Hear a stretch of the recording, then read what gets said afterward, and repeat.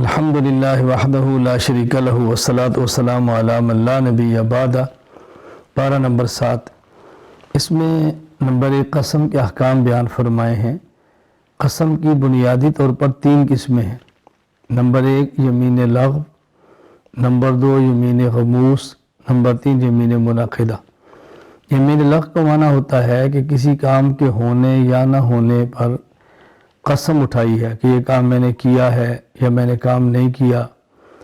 آدمی سمجھتا ہے کہ میں نے یہ جو قسم کھائی ہے اس میں سچا ہوں، حالانکہ وہ سچا نہیں ہوتا، اپنے خیال کے مطابق وہ سچی سمجھ کے قسم کھا رہا ہوتا ہے، اس پر کوئی گناہ بھی نہیں ہے، کفارہ بھی نہیں ہے۔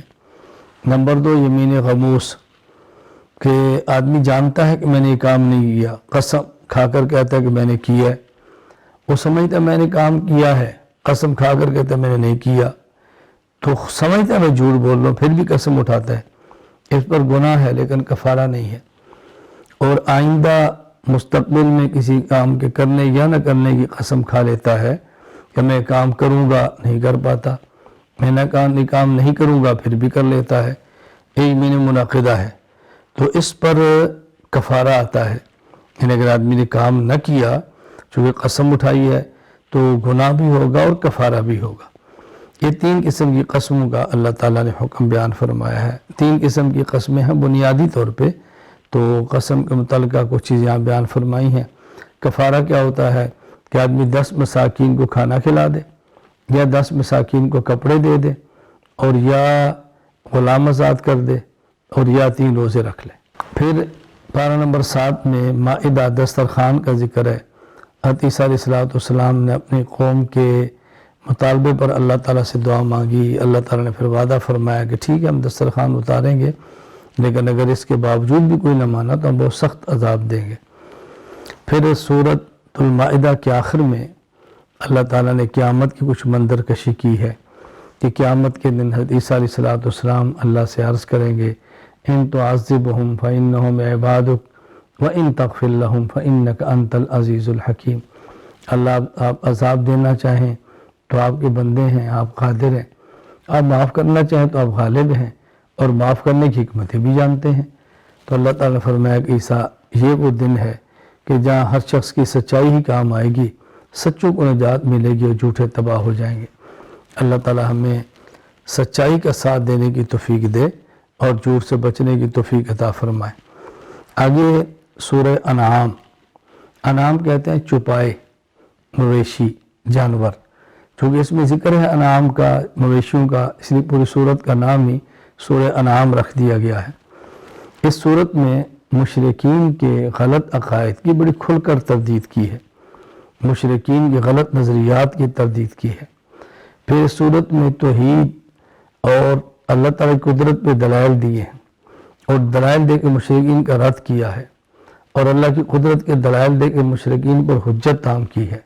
تو اللہ تعالیٰ نے توحید اور اپنی قدرت کے دلائل دیے، اور اس صورت میں بطور خاص اللہ تعالیٰ نے 18 انبیاء علیہ السلام کا ذکر فرمایا ہے۔ یکجا اس قدر انبیاء علیہ السلام کا ذکر اس صورت کے علاوہ کسی اور میں نہیں ہے۔ حضرت ابراہیم، حضرت اسحاق، حضرت یعقوب، حضرت نوح، حضرت داؤد، حضرت سلیمان، حضرت ایوب، حضرت یوسف، حضرت موسیٰ، حضرت ہارون، حضرت زکریا، حضرت یحییٰ، حضرت عیسیٰ، حضرت الیاس، حضرت اسماعیل، حضرت یسع، حضرت یونس، حضرت لوط علیہم السلام۔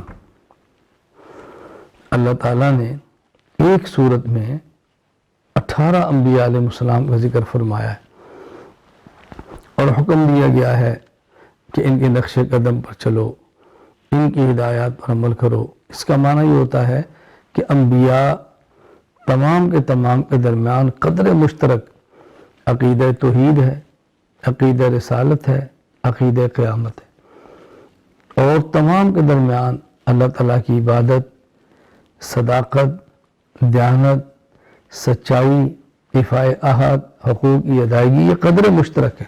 تمام انبیاء علیہ السلام کے درمیان اگرچہ احکام کی تفصیل تبدیل ہوتی رہتی ہے، تو حکم ہے کہ ہم تمام انبیاء علیہ السلام کی اتباع کریں، یعنی جو قدر مشترک چیزیں ہیں سب انبیاء کے درمیان ہیں تو ان کو ماننا چاہیے۔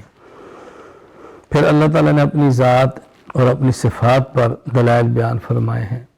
اپنی ذات اور صفات کا دلائل سے تعارف کرایا ہے، چونکہ انسان اللہ کی ذات کو سمجھنا چاہے تو انسان کے بس میں نہیں ہے۔ ان کی نشانیوں سے سمجھتا ہے، صفات سے سمجھتا ہے، قدرت کے دلائل سے اللہ تعالیٰ کی معرفت حاصل ہوتی ہے۔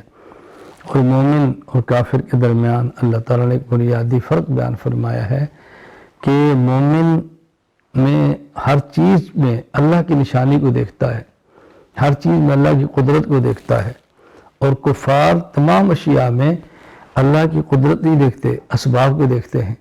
یعنی کافر کی نظر اسباب پر ہوتی ہے اور مومن کی نظر مسبب الاسباب پہ ہوتی ہے۔ ہمیں بھی اسے سبق ملتا ہے، ہم اسباب اختیار کریں مگر توکل اور بھروسہ اسباب پر نہ ہو، بلکہ مسبب الاسباب اللہ تعالیٰ کی ذات پر ہو۔ تو اسباب اختیار کرنا یہ سنت ہے، اور مسبب الاسباب پہ نظر رکھنا یہ ہمارا نظریہ اور عقیدہ ہے۔ اللہ تعالیٰ مسبب الاسباب پہ نظر رکھتے ہوئے اس کی عطا کردہ اسباب کو اختیار کرنے کی توفیق عطا فرمائے۔ وآخر دعوانا الحمدللہ رب العالمین۔